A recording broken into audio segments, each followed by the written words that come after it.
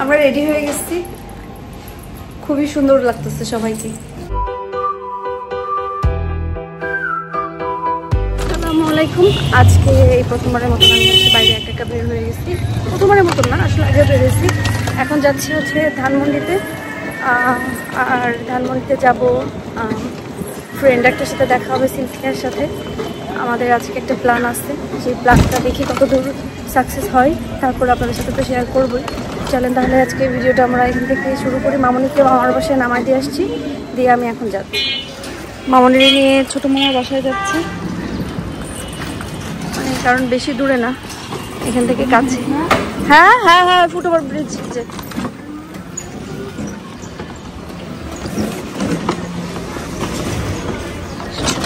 সবাই শুধু বলেন যে একটু রাস্তাঘাট বাড়ি ঘর দড়ি করে দেখাইতে, তা আমিও চেষ্টা করি। আপনি একটু মামা ভালো রাস্তা দেখে যান, এই ভাঙাচোরা রাস্তাতে ঢুকেন না। এই কদিনে পুরো শরীর ব্যথা হয়ে গেছে শুধু ভাঙাচোরা রাস্তাতে যাইতে যাইতে। সেই মোড়ে মোড়ে সবজির দোকানগুলো দেখি ভালো লাগে। আর পেঁপে দেখলে আমার দুঃখ মনে হয় কি, যে ওইখানে একটা পেঁপের দাম এত, আর এখানে ভ্যানে পেঁপে থাকে, মানে কয়েকশো টাকা দিয়ে এক বস্তা পেঁপে হয়ে যায়। মানে এই জিনিসটাই ভালো থাকে। আমার ইচ্ছা করে আমি সব সবজি সব বিশেষ করে সব সবজি কিনে ফেলি। এই জন্য আমাকে দোকানে নিয়ে যায় না, কারণ আমি দোকানে গেলে শুধু পাগলের মতন সবজি কিনি। বাসায় খাওয়ার মানুষ তো নাই, এত খাওয়া দাওয়া হয় না, এই জন্য সবজি কিনেব না। আপনারা ঢাকা শহর দেখতে চান, মোহাম্মদপুরের জ্যামজট যারা দেখতে চাইছেন, এই দেখেন। আমি রাস্তা একবার হারাই ফেলে পুরা ধানমন্ডি চষে ফেলছি, পরে সিনথিয়া আমাকে উদ্ধার করেছে। না হলে মনে হয় আমি এই রাস্তা থেকে মাথা কতবার যে হাঁটতাম কোনো ঠিক নাই। তো আমরা এখন চলে আসছি, আস্তে আস্তে শেষ। ওর এই মাথার ওই মাথা হাঁটাহাঁটি দেখে আমি বলছি যে আমি যদি বাংলাদেশে এরকম একবার হাঁটি, আমি তো মানে নায়িকা ঐশ্বরিয়া ফেল হয়ে যাবো।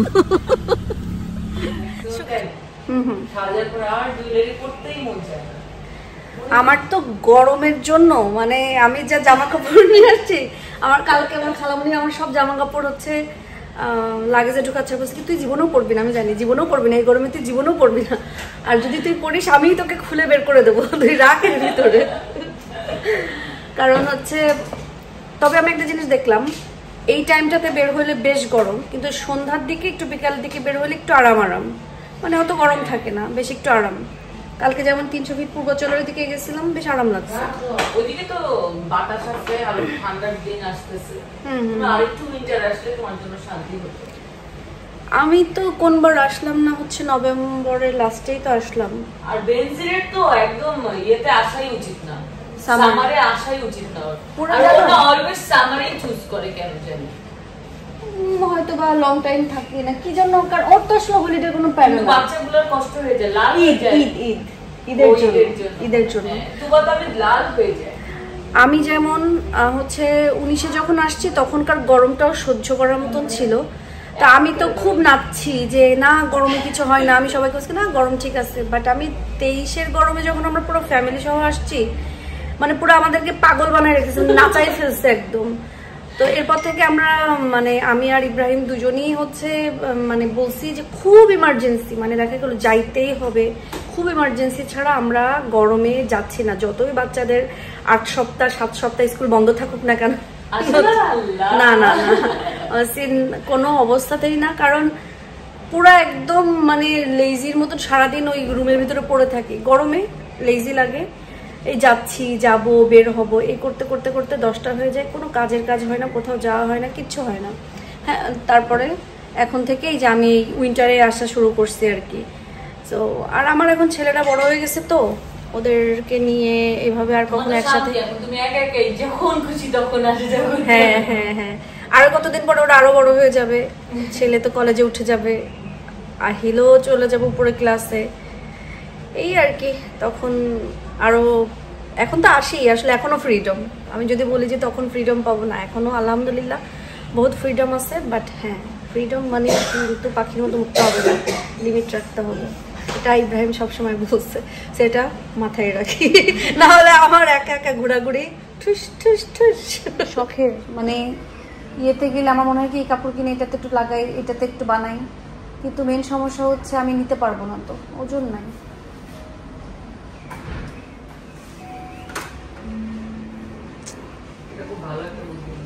না না মানে ওইটার সাথে কিন্তু ওইটাই যায় না, একটু নিচু করে খোপার মতন করে এক সাইডে চুল ইয়ে করে।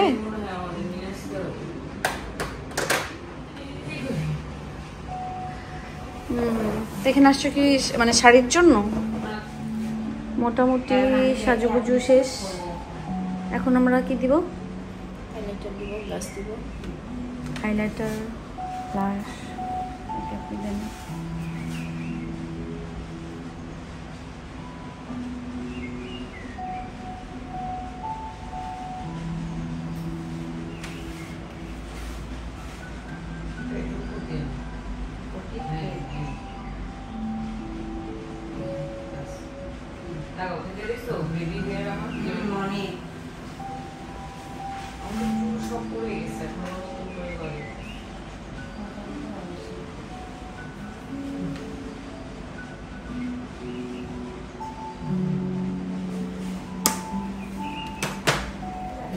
আমরা রেডি হয়ে গেছি, খুবই সুন্দর লাগতেছে সবাইকে, আমাকে খুবই সুন্দর লাগতেছে সবাইকে, আমাকেও, সো আমাদেরকে। আর আমার এত চুল দেখছে একদম পুরা কেশবতী কন্যা হয়ে গেছি। সো রেডি হয়ে গেছি, আমরা এখন বাইরে চলে যাব, ঘুরু ঘুরু করে আসি, বেরু বেরু করে আসি, ইনশাল্লাহ আপনাদের সাথে। হ্যাঁ আমি তোমাকে আমি প্রত্যেকবারই টিএসসিতে আসি। খাবার তো না, কেন আসছো? ঘুরতে, দেখতে, খুশিতে, খেলাই। ভোটের টাইম চলে আসছে না, এই যে এটা কি ফুচকা, আমার কোনো ক্রেভিং নেই, কিচ্ছু নাই।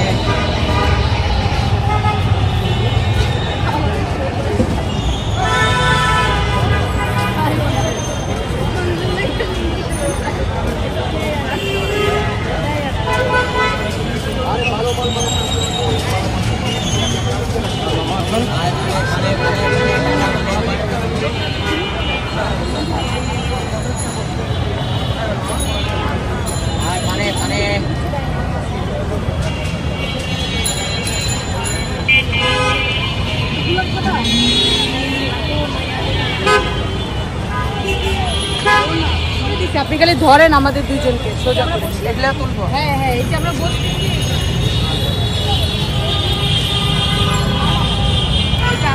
আবার খুলবো।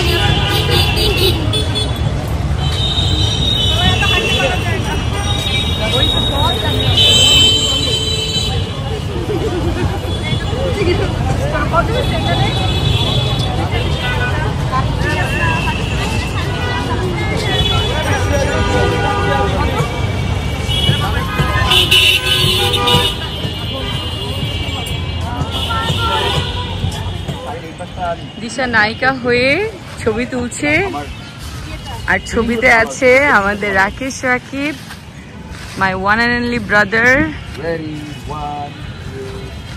দিশা কিন্তু খুব সুন্দর সুন্দর পোজ দিতে পারে, আর সবচেয়ে মজার ব্যাপার হলো, মানে ভালো দিক হচ্ছে দিশার হাসিটা ভীষণ সুন্দর।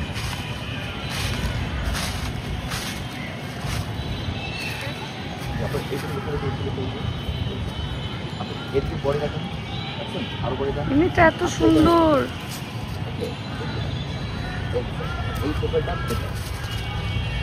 Ready, huh? Ready, 1, 2, 3, go. Ready. Hashi.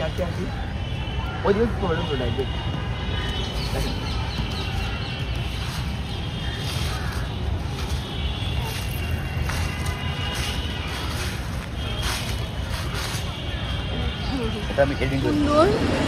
হ্যাঁ, দোল চত্বর আসছে। আজকে আমার ভিডিও কভার করবে হচ্ছে সিনথিয়া। আমি একটু সময়ের জন্য ভেঙে ফেলছে, এটা বলো। ও এসে একটা ভেঙে ফেলছে, সে ভাঙাটার জরিমানাও দিতে হয়েছে। দেখো ওই মাটির ওটা কি সুন্দর। হ্যাঁ গোল্ডের এগুলো বোঝা যায় না যে মাটি। দেখো এগুলো কিন্তু অ্যাকচুয়ালি সুন্দর না? বাংলাদেশে থাকলে সবগুলো আমার বাসায় থাকতো।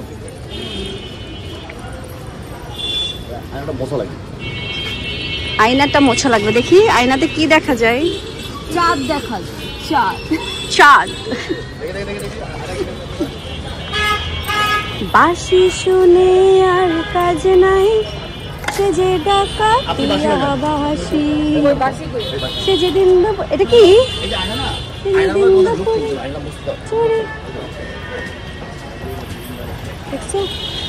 ওষুধের? হ্যাঁ সুন্দর না এটা? ওষুধের এটা সুন্দর, কিন্তু গার্জেন হলে ঢুকে গেছি, কিন্তু এখানে মানা চুরি করে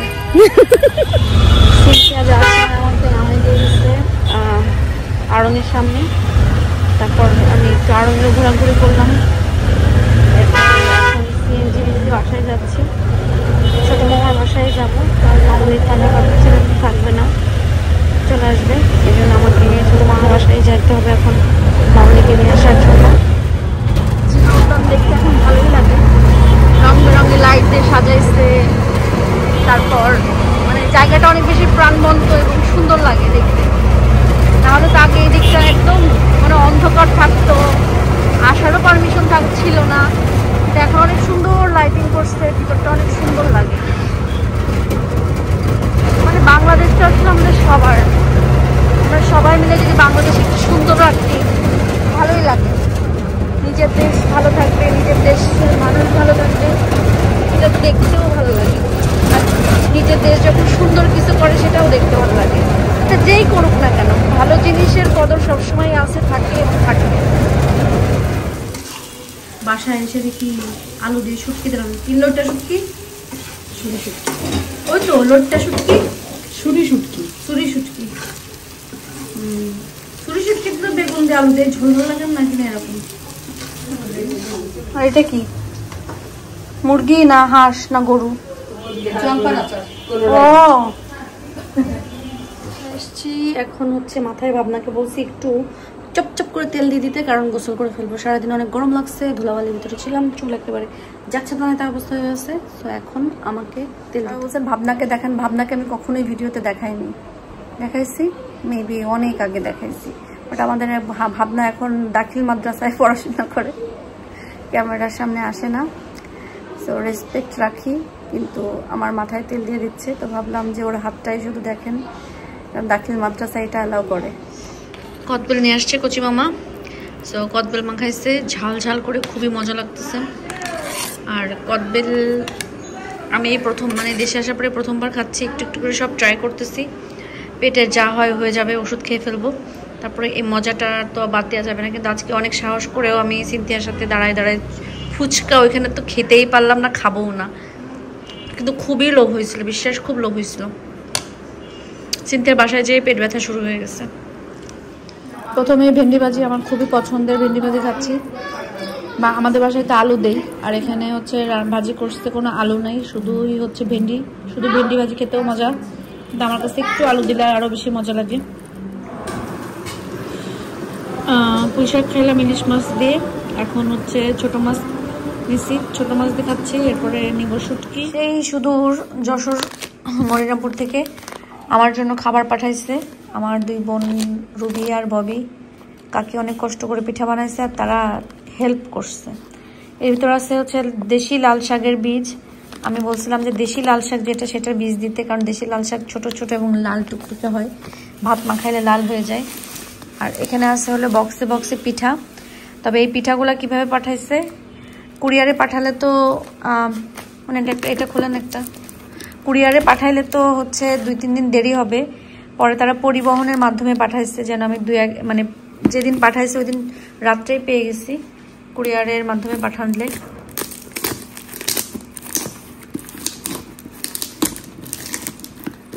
গজাও পাঠাইছে।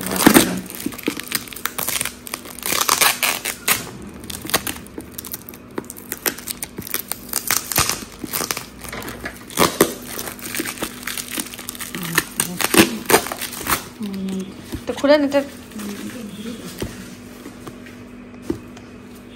সবগুলাতেই পিঠা, ওইটাতে গুড়ের, এটাতে চিনির, এরপরে নাড়ু আছে, গজা আছে, সব আছে। এক এক করে খুলি আর দেখাই। এটার ভিতরে হচ্ছে নারকেলের নাড়ু দিছে, এটার কথা কিন্তু আমি বলিনি, তারপরেও বানাই দিছে। আর এটা হচ্ছে গুড়ের, খুব মজা হয়েছে, যেরকম চাইছিলাম ঠিক সেরকম। ওই তো চিনির তো, আর এটা হচ্ছে গুড়ের, বা চিনিটা খাইলাম। নারকেলের নাড়ু তো সেই মজা হয়েছে, মানে অনেক মজা। কালারটাও সুন্দর, কালারও সুন্দর। যেরকম চাইছি তার থেকে বেশি মজা। আর গুড়েরটা এখনো খাইনি, সবকিছু এখন একটু একটু করে ভেঙে খাই, পরে আবার খাবো। আর একজন খুলতে খুলতে মনে হয়, হ্যাঁ ববি রুবি এত টেপ মারিছিস কিসের জন্য? গোস্তের জোর আছে, পড়ে যাবে। টেপ খুলতে খুলতে জীবন শেষ হয়ে যাচ্ছে। আমার তো মনে হয় পলিথিনে ব্যান্ডেজ তো, যেহেতু কুরিয়ারে দিসনি। বেশি ভালো লাগলো বাবা মনেটে বলে কি তোমার জন্য আরো কি একটা আসছে, হাতে নিয়ে আমি বুঝে পারতেছি না। আমি তো আর কিছু বলিনি, সুখে দেখলাম শুকনো মরিচ, হলুদ, মানে সেফটি, সবই তো ভাজা পোড়ার জিনিস, ভূত পেতে যেন না ধরে, এই জন্য এই জিনিসটা খুব ভালো লাগছে। আর এখানে দিচ্ছে হলো গজা, এই যে গজাগুলো মানে মজা আসা। আর এখানে মনি আন্টির ফ্রেন্ড কনিক আন্টি আমার জন্য কলা। এটা কি গাছ থেকে পেরে নিয়ে আসা? অর্গানিক? হ্যাঁ হ্যাঁ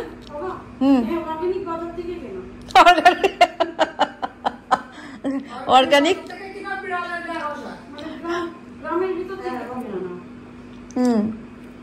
অর্গানিক, গাছের থেকে, বাজার থেকে কিনা, বাট এটা গাছেই ধরছিল, এটুকু আমরা নিশ্চিত করতে পারি।